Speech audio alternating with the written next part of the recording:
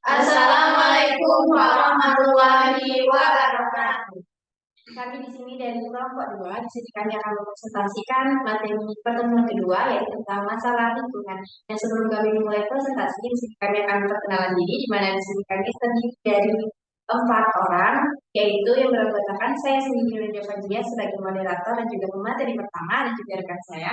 Saya Tifa Kolbi sebagai pemateri dan saya Adike Mustika sebagai pemateri ketiga, dan saya Siti Sarah sebagai pemateri keempat.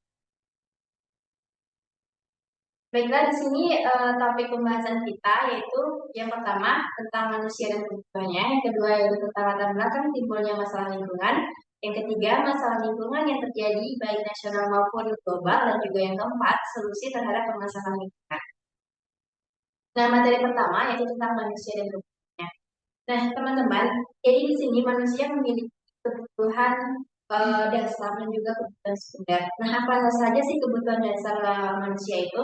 Kebutuhan dasar manusia itu seperti pangan, air, tempat tinggal. Kemudian ada kebutuhan sekunder. Nah, kebutuhan sekunder itu seperti contohnya yaitu pendidikan, kesehatan, kenyamanan, dan lain-lain.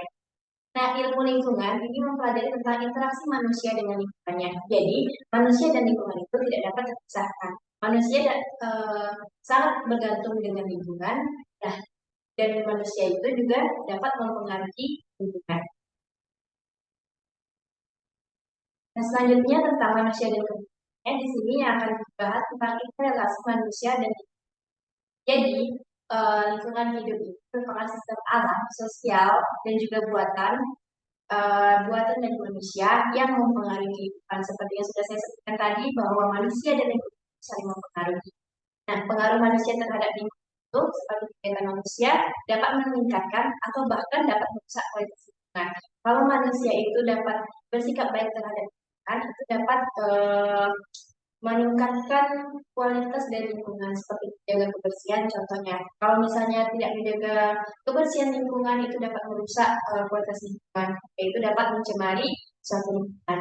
Kemudian tentang pengelolaan berkelanjutan, yaitu menggabungkan aspek lingkungan, sosial, dan ekonomi untuk keseimbangan ekosistem. Nah, selanjutnya itu tentang adaptasi manusia terhadap lingkungan, di mana ekosistem, seperti yang kita ketahui, ekosistem itu adalah hubungan antara makhluk hidup dan lingkungan fisik. Karena adaptasi yaitu penyesuaian perilaku manusia terhadap perubahan lingkungan. Nah, jenis-jenis adaptasi ini yaitu ada asimilasi dan juga akomodasi. Mana asimilasi ini merupakan menerima perubahan, sedangkan akomodasi itu yaitu mengubah struktur.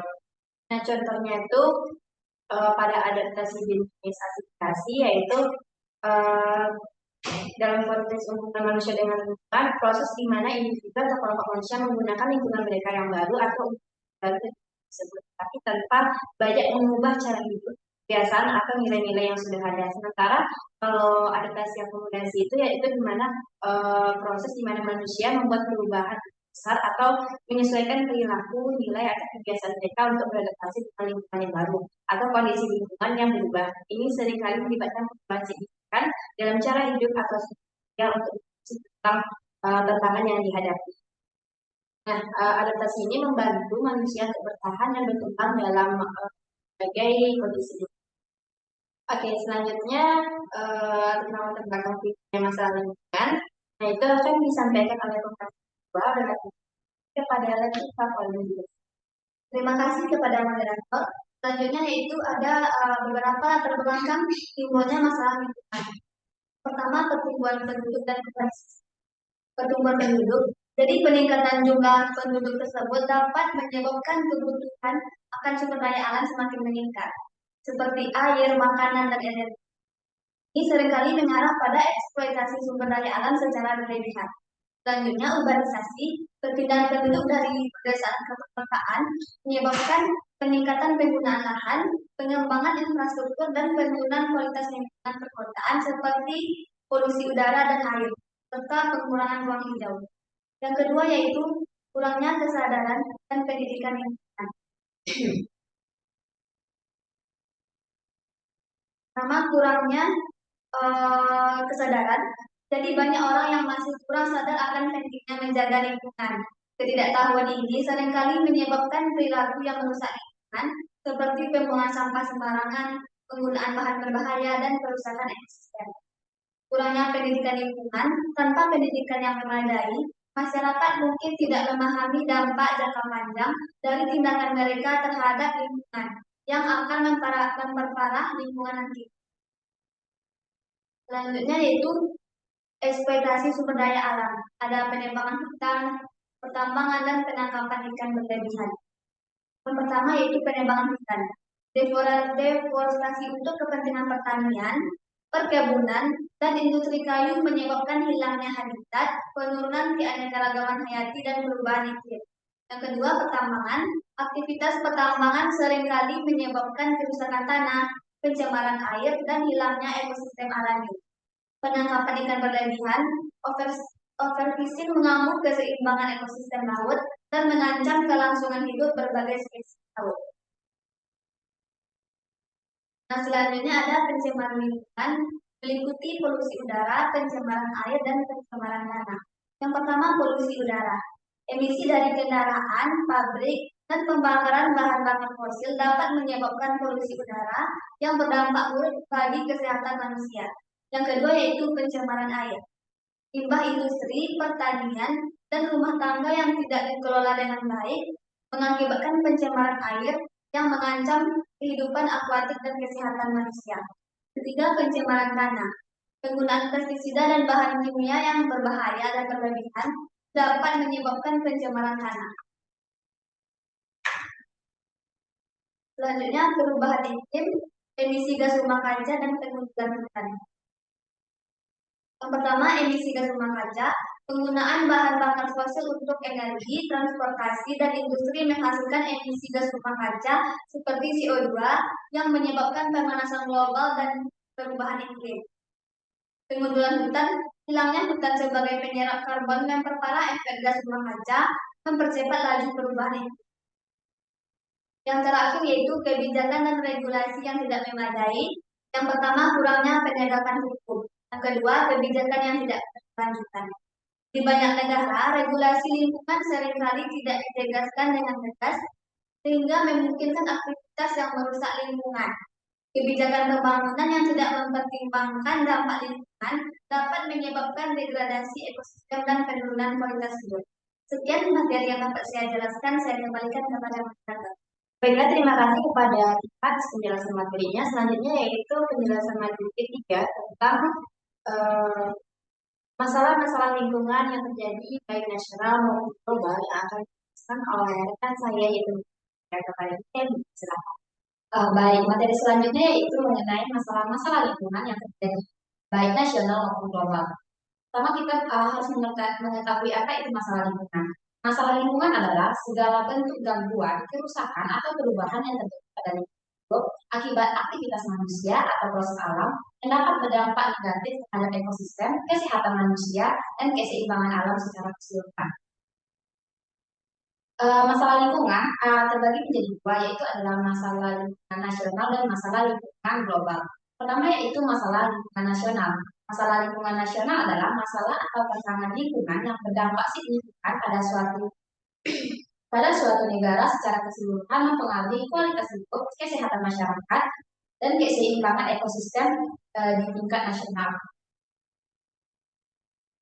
Ada beberapa permasalahan hidup yang ada di Indonesia. Yang pertama yaitu permasalahan sungai yang tercemar. Selama 5 tahun belakangan ini, setidaknya 64 dari 470 daerah aliran sungai mengalami kondisi yang kritis.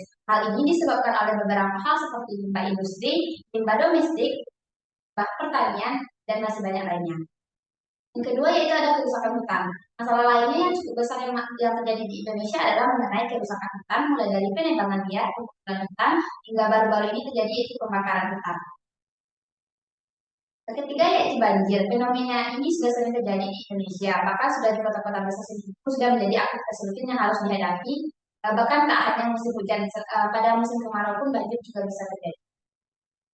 Selanjutnya yaitu abrasi. Abrasi adalah proses alami yang menyebabkan penyekisan tanah di daerah pesisir pantai akibat aksi ombak dan arus laut yang bersifatnya rusak.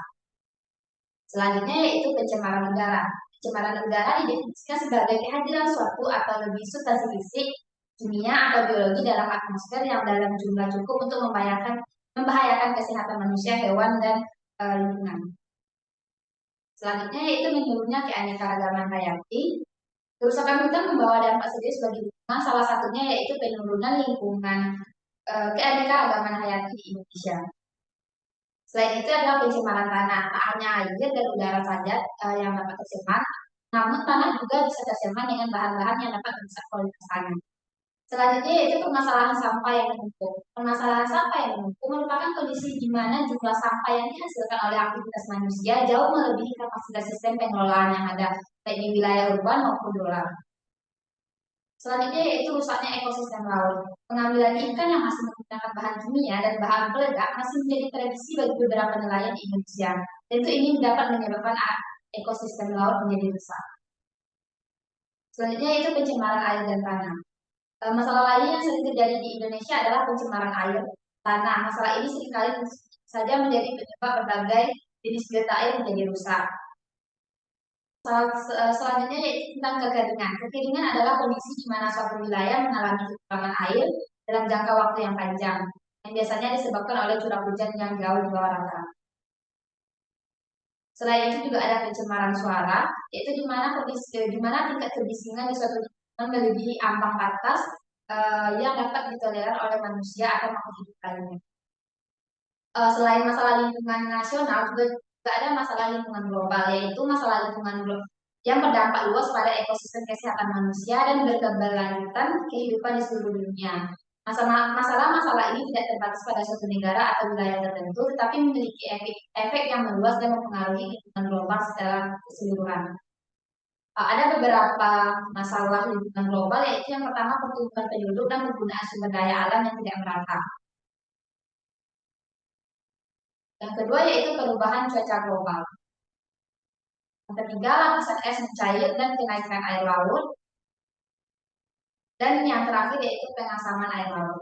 Sekian materi dari saya kembali kepada moderator. Baik, terima kasih kepada Yusuf yang sudah menjelaskan tentang materi masalah lingkungan.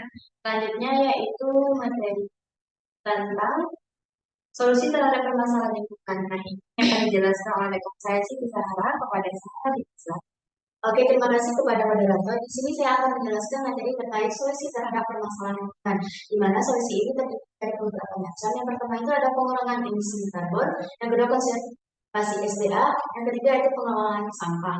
Nah, yang pertama itu adalah pengurangan emisi karbon, di mana hal ini melibatkan langkah-langkah untuk mengurangi jumlah karbon, yaitu karbon dioksida dan gas rumah kaca lainnya yang dilepaskan ke atmosfer. Nah, solusi ini termasuk beralih ke sumber energi terbarukan.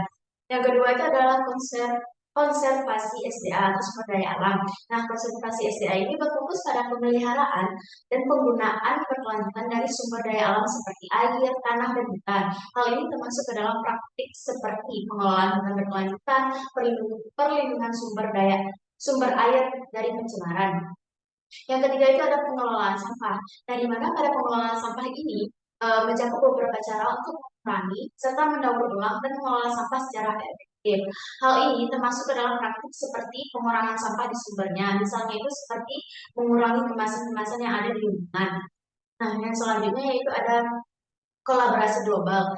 Nah, di mana solusi dari terhadap permasalahan ini yaitu dapat diatasi dengan kolaborasi global, yaitu permasalahan lingkungan seringkali melintasi batas negara sehingga kolaborasi internasional sangat penting. Nah, hal ini mencakup kerjasamanya antara negara-negara dalam perjanjian lingkungan global, yaitu seperti adanya perjanjian Paris tentang perubahan iklim serta usaha bersama dalam riset dan pengembangan teknologi hijau.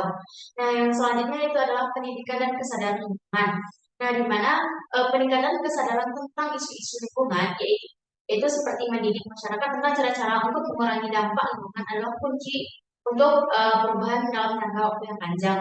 Nah, pendidikan lingkungan ini dapat dilakukan di sekolah, baik itu di tempat kerja, dan bahkan di komunitas untuk mendorong perilaku ramah lingkungan dan partisipasi aktif dalam inisiatif pelestarian lingkungan. Nah, yang terakhir yaitu ada inovasi dan teknologi hijau. Nah, di mana teknologi hijau ini dapat seperti pengembangan dan penerapan teknologi yang ramah lingkungan, yaitu serta berkelanjutan juga. Nah, ini termasuk ke dalam inovasi dalam energi terbarukan, efisiensi energi, serta teknologi untuk mengurangi populasi, polusi, serta metode untuk mengelola dan mendaur ulang limbah. Dan teknologi hijau ini dapat membantu juga eh, dalam hal mengurangi dampak negatif manusia terhadap lingkungan serta mendukung pembangunan berkelanjutan. Baiklah, sekian penyampaian materi dari saya terkait solusi terhadap permasalahan lingkungan. Saya kembalikan kepada moderator. Baik, terima kasih kepada Sahara atas penjelasan pertama dari solusi terhadap permasalahan lingkungan. Nah, ini merupakan materi terakhir. Setelah berakhirnya penjelasan dari tadi, maka materinya kan sudah selesai. Mungkin untuk kesalahan dan kekurangan dari materi penjelasan dari kami mohon maaf jika ada yang bertanya, kami nanti proses pada materi ini dan juga nanti ada di kesalahan. Setelah itu juga ada sesi diskusi dan pertanyaan. Mungkin sekian presentasi materi kami tentang masalah lingkungan. Maaf. Wassalamualaikum warahmatullahi wabarakatuh.